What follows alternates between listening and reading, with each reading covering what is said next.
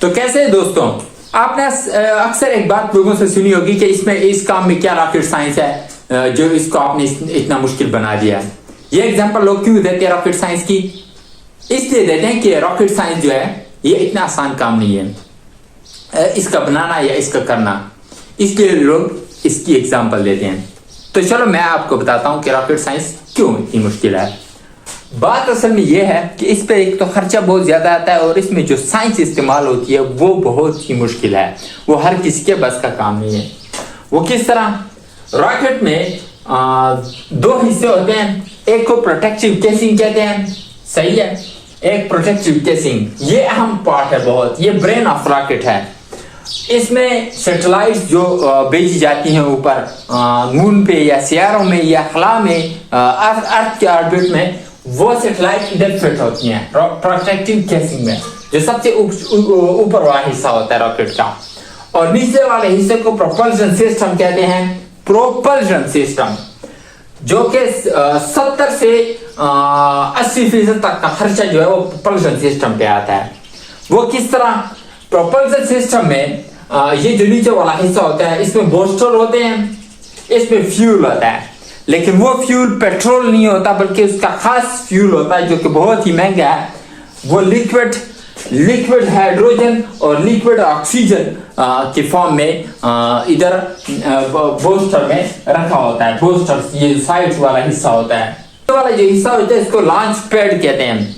Launch pad जहां से उसको लॉन्च किया जाता है इस रॉकेट को, जिधर वो खड़ा होता है, सिंपली अगर उसको कहा जाए तो जहां पर उसको खड़ा किया गया होता है रॉकेट को, उस निचले हिस्से को लॉन्च पैड कहते हैं।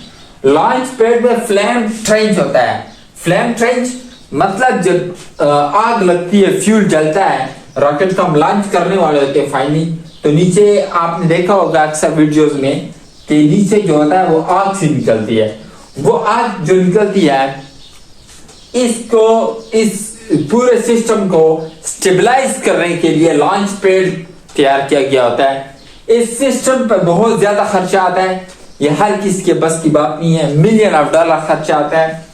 ये जो सिस्टम होता है प्रोपल्शन सिस्टम का, ये जो इलाका होता है लॉन्च पैड, इसके अंदर जो वाइब्रेशन काज होती है जब ये ऊपर जाता है उसके स्टेबलाइज करने के लिए भी सिस्टम लगाया होता है कि कोई खतरा ना हो, मतलब ये इधर ही इसी जगह पर जो है रॉकेट जो तबाह ना हो जाए, उस वाइब्रेशन को स्टेबलाइज किया जाता है जो इस नतीजे में बनती है। और दूसरा फ्लेम ट्रेंच, ये जो आग होती है, धमाका जो होता है, इसके लिए भी सिस्टम लगाया होता है कि जो फ्लेम होता है उसको स्टेबलाइज किया जा सके, उसको रॉकेट में लगने से बचाया जा सके, उसके लिए भी एक पूरा सिस्टम ऐसे लगाया होता है। इस लॉन्च पैड पे भी बहुत ज्यादा खर्चा आता है।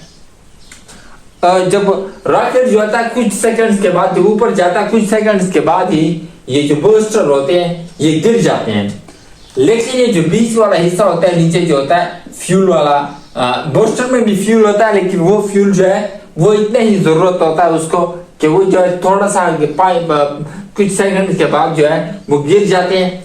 लेकिन ये जो बीच वाला हिस्सा फ्यूल वाला, इसमें लिक्विड हाइड्रोजन और लिक्विड ऑक्सीजन होता है कि स्पेस में जब चला जाता है वहां पर तो ऑक्सीजन नहीं होता, तो फिर क्या किया जाता है? लिक्विड ऑक्सीजन और लिक्विड हाइड्रोजन और कुछ ऑक्सीडाइजिंग एजेंट इस्तेमाल होते हैं उसमें, ऑक्सीडाइजिंग एजेंट के वो ऑक्सीजन प्रोवाइड करते, क्योंकि स्पेस में जो होता है ऑक्सीजन नहीं होता। रॉकेट साइंस में एक और बहुत ही मुश्किल टर्म होती है ऑर्बिटल मैकेनिक्स, ये एरोडायनामिक चैलेंजेस भी इसको कहते हैं कि ये जो सैटेलाइट होती है इसको एक स्पेसिफिक वेलोसिटी के जरिए जो है वो घुमाया जाता है अर्थ के ऑर्बिट में या किसी भी सियारे के ऑर्बिट में या मून के ऑर्बिट में, आप कह सकते हैं, जो कि अभी पाकिस्तान ने भेजे, उसको भी इस चीज की जरूरत होगी ऑर्बिटल मैकेनिक्स की। ये स्पेसिफिक सॉफ्टवेयर किए गए होते हैं उसमें ये जो रॉकेट होता है इसके अंदर स्पेसिफिक सॉफ्टवेयर किए गए होते हैं जो कि जो सैटेलाइट होता है वो एक स्पेसिफिक वेलोसिटी के में घूमता रहता है ऑर्बिट के, जिसमें अर्थ के ऑर्बिट में, मून के ऑर्बिट में घूमता रहता है। तो ये काफी मुश्किल साइंस होती है। अब जो चाइना ने भेजा है चांग-ई 6 मिशन में जो अपना भेजा है उसको लॉन्ग मार्च 5 रॉकेट कहते हैं। वो 63.5 मीटर टाल था, मतलब लंबा था। कितना लंबा होगा आप ये, इस पर कितना खर्चा आया होगा। फिर उसके पूरे साइंस जो मैंने पीछे बयान किया रॉकेट की, उसमें कितना खर्चा आया होगा इतनी बड़ी बला को बनाने में। और 7 lakh kilogram weight, 7 lakh kilogram weight जो था उसका था वजन।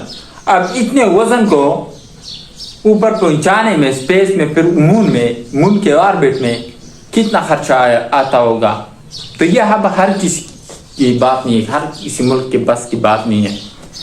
एक सिंपल सैटेलाइट को ऊपर पहुंचाने के स्पेस एक्स टेक्नोलॉजी जो है, स्पेस एक्स कंपनी जो है एलन मस्क की, वो $20 मिलियन लेता है।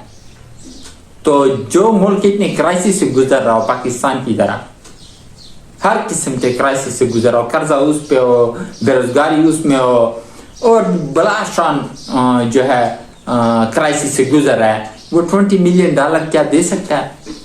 नहीं दे सकता। तो ये हम पर बहुत ज्यादा मेहरबानी है चाइना की कि वो हमारे सैटेलाइट को लॉन्च कर रहे हैं ऊपर। ये ही अगर आप एलन मस्क से कहते स्पेस एक्स को, तो वो $20 मिलियन एक सिंपल सैटेलाइट का लेता है ऊपर पहुंचाने के लिए अपने रॉकेट में फिट करके।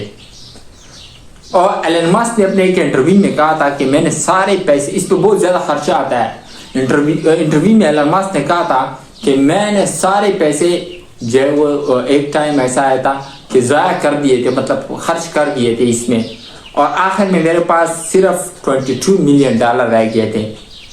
वो भी मैंने इन्वेस्ट कर दिए और आखिरकार जाके उसका जो स्पेस में सैटेलाइट भेजने का जो मंसूबा था वो कामयाब हो गया। तो इस पे बहुत ज़्यादा खर्चा आता है। ये हर किसी मुल्क की बस की बात नहीं है। ये हम पे बहुत बड़ा एहसान है चाइनीज़ का कि उन्होंने हमारे सैटेलाइट को ऊपर पहुंचाया है। शुक्रिया।